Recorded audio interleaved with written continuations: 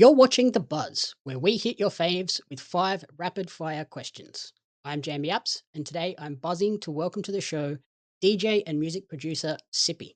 That's me. So, since you are a music producer, if you could invite 4 music artists, alive or dead, to dinner, who would they be? Oh shit. Um, okay. Um, Billie Eilish, Hans Zimmer, Bon Iver.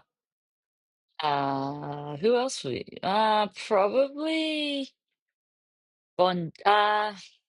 David Bowie They are and not artists I would have expected at all.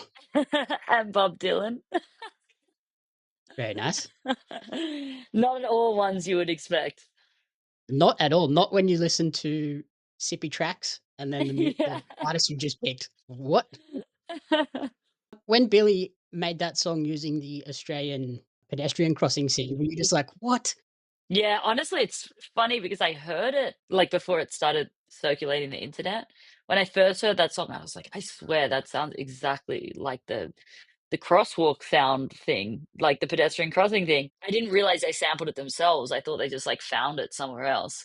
And then when I heard it all come out, I was like, I knew it. Like I knew it was that sound. Actually, there are so many other people I would want to have dinner with, but I don't know. I'm in a songwriting space at the moment, like headspace at the moment.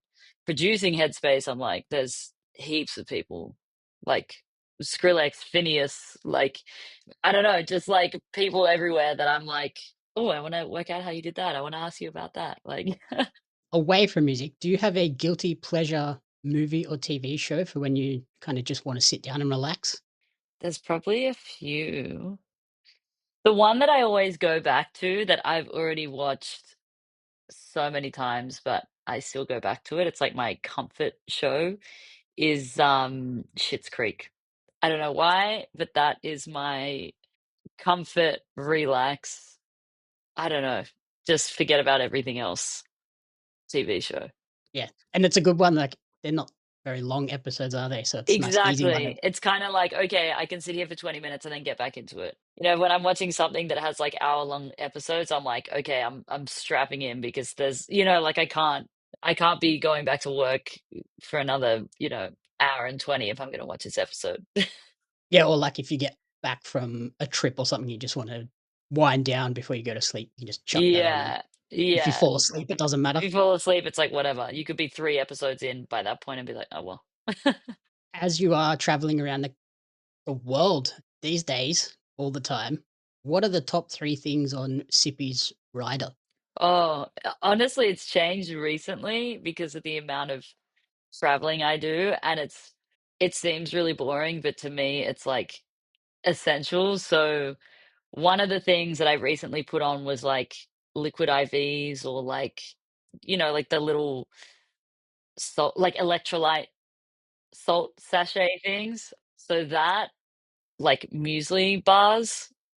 Literally, because I don't know, like, sometimes I go places and haven't eaten, or I leave the next morning and haven't slept much and haven't eaten and don't know if I'll get a chance. And usually some kind of like fruit and cheese plate.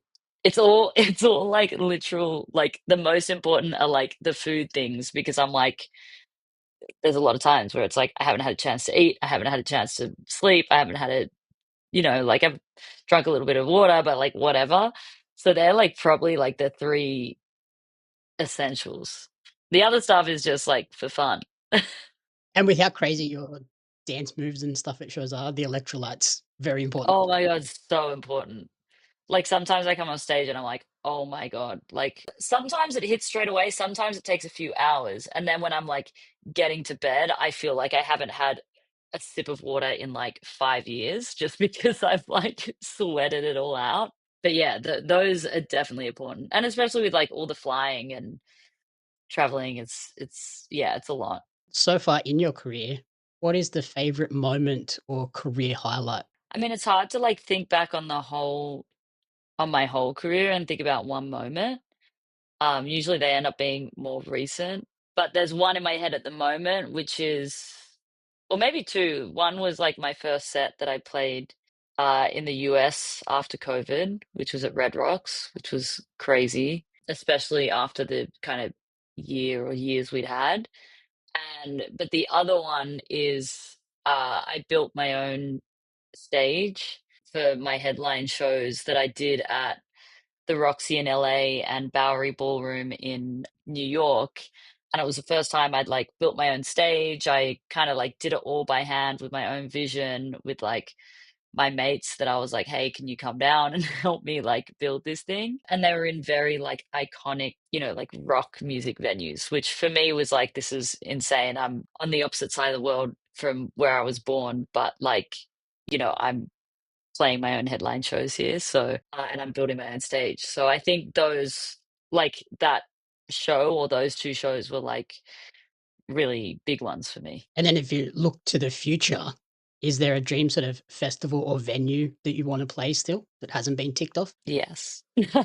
There's a few actually. I was just talking about this the other day. Yeah, I think I saw a tweet. Yeah, yeah, probably maybe like, I really wanna play, I'd love to play EDC just because well, obviously like a lot of artists in this space would love to. I used to always watch the live streams, still do watch the live streams and all of that. EDC would be a big one. Shambhala also would be a huge one, like, that I would love to play. It was one of the first, like, overseas festivals that I was really like, "I wanna go to it, let alone Mhm. play it." Like, I was like, "I just wanna go there, and experience it." And then the other one is Electric Forest, which I didn't really know as much about before I moved to America. I think I was kinda like I knew bits and pieces of it, but, like, I once I moved over here, I saw a lot more, like, friends that went there and a lot more, like, videos of their experience, and I was like, "Whoa, that also looks like a really awesome experience as well." Awesome.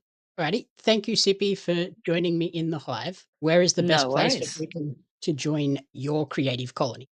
Anywhere, any socials that are at Sippy AU.